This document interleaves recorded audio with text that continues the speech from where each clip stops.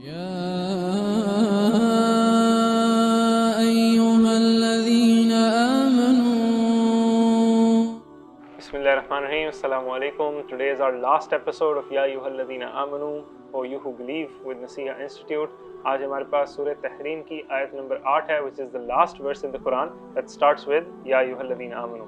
اس آیت میں اللہ تعالیٰ فرماتے ہیں, یا ایھا الذین آمنوا توبوا الی اللہ توبۃ نصوحا, اے ایمان والو اللہ تعالیٰ کی طرف توبہ کرو, ایسی توبہ جو کہ سچی ہو, جو کہ بہت پاک ہو. عسیٰ ربکم ان یکفر عنکم سیئاتکم, امید ہے کہ اللہ تعالیٰ تمہارا رب تمہارے گناہوں کو معاف کرے گا, تمہاری برائیوں کو معاف کرے گا. وَيُدْخِلَكُمْ جَنَّاتٍ تَجْرِي مِن تَحْتِهَا الْأَنْهَارُ, اور تمہیں داخل کرے گا ایسے باغات میں, ایسی جنات میں جن کے نیچے نہریں بہہ رہی ہوں گی. یوم لا یخزی اللہ النبی والذین آمنوا معہ, یہ ایسے دن ہوئے گا جب اللہ تعالیٰ اپنے نبی کو رسوا نہیں کرے گا, اور وہ جو ان کے ساتھ ہوں گے یعنی ایمان والے ان کو رسوا نہیں کرے گا. نورہم یسعی بین ایدیہم وبایمانہم, ان کا نور, ان کی روشنی آگے بھاگ رہی ہوگی ان کے آگے کی طرف اور ان کے دائیں طرف. یقولون ربنا اتمم لنا نورنا واغفر لنا انک علی کل شیء قدیر, وہ کہہ رہے ہوں گے اے ہمارے رب ہماری روشنی کو قائم رکھنا آخر تک, اور ہمیں معاف کرنا, بے شک تو ہر چیز پر قادر ہے. سو یہ ایک لمبی آیت ہے, مشہور آیت ہے سورہ تحریم کی. اس میں اللہ تعالیٰ ہمیں پہلی بات یہ بتاتے ہیں کہ اے ایمان والو اللہ تعالیٰ کی طرف سچی توبہ کرو. توبۃ نصوحا, توبہ کا مطلب ہے ٹو ٹرن بیک, مڑ کے واپس آنا, یعنی اللہ تعالیٰ کی سے دور جا رہے تھے تو اب اپنا راستہ تبدیل کرو اور اللہ تعالیٰ کی طرف واپس آؤ. ہمارے دین میں توبہ کا مطلب یہ ہے کہ اپنے گناہوں پر شرمندہ ہونا, معافی مانگنا اور ارادہ کرنا ان گناہوں کو آئندہ نہ کرنے کا, رائٹ. توبۃ نصوحا, نصوحا کا مطلب ہے something that is purified, یعنی اپنے اعمال جو تھے اگر ان کو ریا کے ساتھ کیا تھا, اگر ان میں نیت کوئی اللہ تعالیٰ کی رضا کے علاوہ تھی تو اس سے ان اعمال کی نیت کو اب پاک کر کے صرف اللہ تعالیٰ کی رضا کے لیے کیا جائے. It also means to stitch a cloth that has been torn, کوئی ایسا کپڑا جو کہ پھٹ گیا ہو تو اس کو دوبارہ سی کر اس کو ٹھیک کرنا, یعنی کہ جب آپ کی اللہ تعالیٰ کے ساتھ جو تعلق ہے اس میں آپ کی گناہوں کی وجہ سے کوئی خلل آ گیا, کوئی کمی آ گئی, تو اس کو ٹھیک کرا جائے توبہ کے ذریعے سے. اور یہ توبہ جو ہے یہ ایک بہت خوبصورت عمل ہے جس کے ذریعے سے ہمارے تمام گناہ معاف کر دیے جاتے ہیں. نبی صلی اللہ علیہ وسلم کی مشہور حدیث ہے کہ توبہ کرنے والا ایسا ہے کہ جیسے کہ اس نے گناہ کیا ہی نہیں. ایک اور حدیث میں آتا ہے کہ تمام ابن آدم, تمام آدم کی اولاد, تمام انسان جو ہیں وہ گناہ گار ہیں, اور بہترین گناہ گار وہ ہے جو کہ توبہ کرنے والا ہے. اور بہت ساری اور آیتوں میں, بہت ساری اور احادیث میں توبہ کی فضیلت کے بارے میں بھی ذکر ہوتا ہے, توبہ کی قبولیت کی یقین کے بارے میں بھی ذکر ہوتا ہے, توبہ کے بعد گناہوں کا مکمل طور پہ معاف ہونے کا بھی ذکر ہوتا ہے. اس آیت میں اللہ تعالیٰ آگے کیا کہتے ہیں, اگر تم سچی توبہ کرو گے تو آگے عسیٰ ربکم ان یکفر عنکم سیئاتکم, تو امید ہے, گمان ہے کہ اللہ تعالیٰ تمہارے سیئات کو, تمہارے برے اعمال کو معاف کر دے گا, رائٹ. ادھر انٹرسٹنگلی علماء فرماتے ہیں کہ یہ عسیٰ کا جو لفظ ہے, امید کا جو لفظ ہے, یہ آتا وعدے کے معنی میں ہے کہ indeed surely اللہ تعالیٰ promises that he will forgive your sins, مگر لفظ کا استعمال اس لیے کیا گیا ہے یہ بتانے کے لیے کہ تمہاری توبہ یا تمہارے اعمال یا تمہاری کی بھی کوئی بھی چیز جو ہے وہ by itself کوئی گارنٹی نہیں ہے. اللہ تعالیٰ کی رحمت ہی ہے جو کہ تمہیں جنت میں داخل کرے گی. نبی صلی اللہ علیہ وسلم نے صحابہ کو بتایا کہ کوئی بھی اپنے اعمال کی بنا پر جنت میں نہیں داخل ہوئے گا. انہوں نے پوچھا یا رسول اللہ آپ بھی نہیں صلی اللہ علیہ وسلم, تو انہوں نے کہا نہیں میں بھی نہیں, سوائے کہ اللہ تعالیٰ مجھ پر رحمت کرے, رائٹ.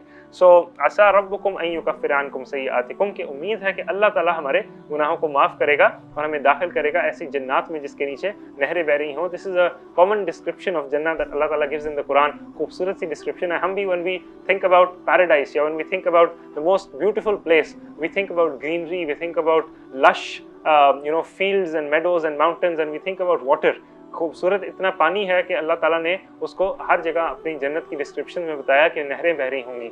اور آگے فرمایا یہ قیامت کے دن کا منظر اللہ تعالیٰ بیان کر رہے ہیں, اس کو پیش کر رہے ہیں, sketching a picture of the day of judgment. یوم لا یخزی اللہ النبی والذین آمنوا معہ, وہ ایسا دن ہے جب اللہ تعالیٰ اپنے نبی صلی اللہ علیہ وسلم کو رسوا نہیں کریں گے اور ان کے ساتھ جو ایمان والے ہیں ان کو رسوا نہیں کریں گے, یعنی they will not be disgraced, they will not be humiliated, they will not be left on that day wanting in need of anything.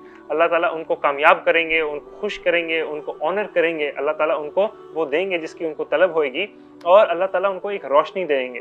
نورہم یسعی بین ایدیہم و بایمانہم, ایسی روشنی جو کہ ان کے آگے اور ان کے دائیں طرف آگے ان سے بھاگ رہی ہوئے گی. اس کی تفصیل جو ہے وہ قرآن کی دوسری آیتوں میں آتی ہے, سورہ حدید میں, اور پھر احادیث سے بھی ہمیں ملتی ہے کہ ہر مومن کو قیامت کے دن اس کے اعمال کے بقدر ایک روشنی ملے گی اور مکمل تاریکی ہوئے گی اس کے علاوہ. So everybody will be able to find the path towards جنت on that bridge over the hellfire, right? جو صراط ہے, جو ایک برج ہے جو کہ جہنم کے اوپر ہے, اس پہ سے گزر کے جنت میں جانا ہوئے گا, اور اس پہ سے گزرنے کے لیے مکمل تاریکی ہوئے گی, اور صرف انسان کے اعمال جو ہیں وہ اس کے راستے کو روشن کریں گے. اور مومنوں کے بارے میں بتایا جا رہا ہے کہ ان کی جو روشنی ہوئے گی, ان کا جو نور ہوئے گا, وہ ان کے سامنے ہی بھاگ رہا ہوئے گا, یعنی it will be going lighting the way for them, showing them the way towards crossing that bridge and entering into Jannah, right? So جس نے جتنے اعمال کیے ہوں گے اس کو اتنا زیادہ نور دیا جائے گا, right? اور جس کے جتنے کم اعمال ہوئیں گے اس کی روشنی اتنی ڈگمگا رہی ہوئے گی. اس لیے وہ دعا کریں گے,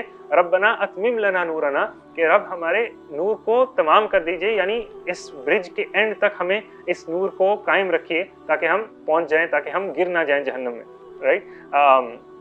اور پھر آگے وہ دعا کریں گے وغفر لنا, اور ہمیں معاف کر دیجئے, انک علی کل شیء قدیر, بے شک آپ ہر چیز پر قادر ہیں. احادیث میں بہت سارے طریقے آتے ہیں کہ ہم کس طرح اس نور کو حاصل کر سکتے ہیں. سارے بتانے کا تو وقت نہیں ہے, مگر سورہ کہف جمعے کو پڑھنے سے قیامت کے دن نور ملتا ہے. جو بندہ رات کی نمازیں یعنی عشاء اور فجر مسجد میں جا کر پڑھتا ہے, اس کو اس سے قیامت کے دن نور ملتا ہے.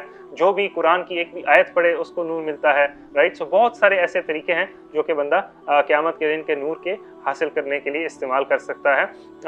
اور جو سورہ حدید میں جو دوسری آیتیں ہیں اس نور کے بارے میں, اس میں یہ ذکر ہوئے گا کہ جو منافقین ہوئیں گے وہ کہیں گے کہ ان کو کوئی نور نہیں دیا جائے گا, رائٹ؟ تو وہ ایمان والوں کو پکاریں گے کہ ہمیں بھی اپنی روشنی میں سے کچھ روشنی دو تاکہ ہم بھی راستہ جو ہے وہ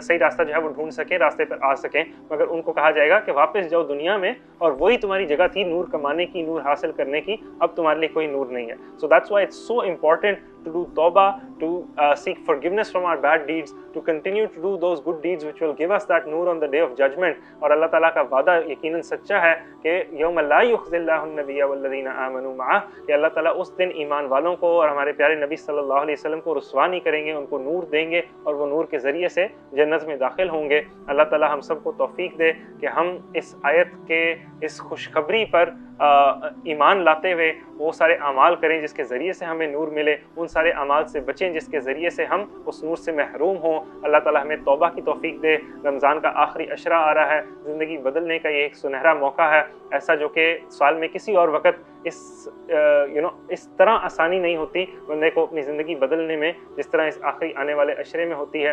اور یہ کوئی کوئنسیڈنس نہیں ہے کہ یا ایھا الذین آمنوا سے شروع ہونے والی یہ آخری قرآن کی آیت, اس کا موضوع توبہ اور اس کا موضوع جنت میں داخل ہونا ہے. اللہ تعالیٰ ہم سب کو ایمان والوں میں سے حقیقی طور پہ بنائے, اور ایمان والوں کے ساتھ جو اللہ تعالیٰ نے وعدہ کیا ہے وہ ہمارے ساتھ بھی پورا فرمائے. وآخر دعوانا الحمدللہ رب العالمین. ہم سب کو اپنی دعاؤں میں یاد رکھیے گا. السلام علیکم ورحمۃ اللہ وبرکاتہ.